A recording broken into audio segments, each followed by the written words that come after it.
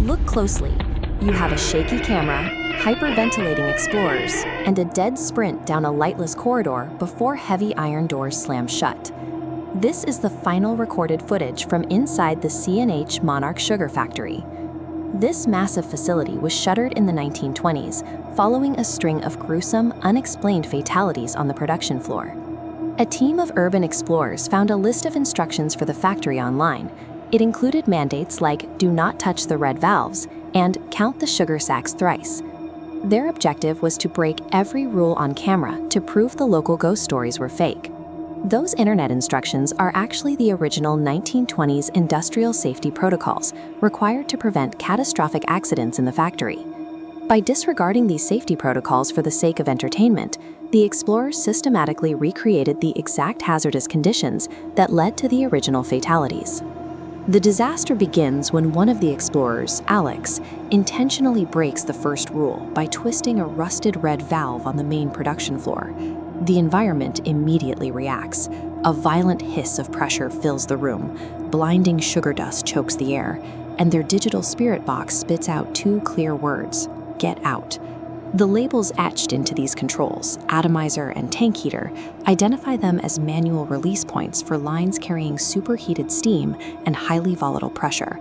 A century ago, unauthorized tampering with these specific lines caused sudden, massive blowouts that regularly blinded and killed the operators standing in their path. The team pushes forward to the storage warehouse, where Liam fulfills Rule 4 by counting a massive pile of raw sugar sacks. Midway through, he watches as one of the 50-pound sacks at the bottom inexplicably sucks inward. This cross-section shows stacks piled high, creating extreme downward pressure. Workers performed audits to prevent this. Counting thrice was a check to spot tiny sinkholes. A single void meant the multi-ton structure was seconds away from a cascading collapse. The physical environment was reacting to weight distribution and pressure failures, exactly as it did during the industrial breaches of the 1920s. The explorers flee in a panic. The midnight bell tolls just as they run past a door marked as the third room on the left, and distinct whispering shadows call out Liam's name. This forbidden third room housed the main boilers.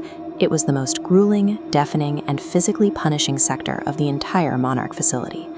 During the 1920s midnight shift change, operators in this room suffered from extreme heat exhaustion and profound sleep deprivation. The continuous, rhythmic roar of the heavy iron machinery induced severe auditory illusions. Fatigued mechanics regularly reported hearing their own names called from the dark, which lured them off the catwalks and directly into moving parts. Under these extreme conditions, human fatigue became a critical failure point, turning psychological exhaustion into a physical hazard as deadly as the boilers themselves. Trapped and frantic, the team reaches the final mixing vat. Following the final rule, they try to appease the factory by dropping a solid, modern energy bar into the dark machine. This is the interior of the mixing room. These vats were continuous feed mechanical systems. For the internal agitators to spin safely, they required a constant, perfectly smooth flow of raw sugar. Feeding a solid, unrefined object into a high-speed vat caused the heavy iron mixing arms to seize instantly and snap under the immense rotational pressure.